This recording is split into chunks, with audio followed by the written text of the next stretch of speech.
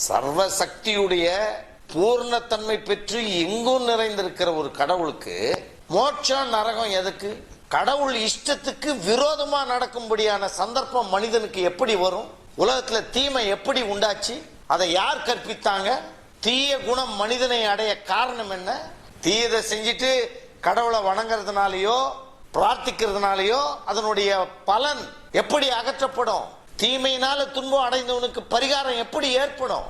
தீமை செஞ்சவங்க கடவுளை வணங்கி பிரார்த்திக்கிறது மூலமா தீமைக்குண்டான பலனை அனுபவிக்க முடியாம போயிடுவாங்கன்னா தீமை எப்படி எப்போது இந்த உலகத்தை விட்டு விலகுவது?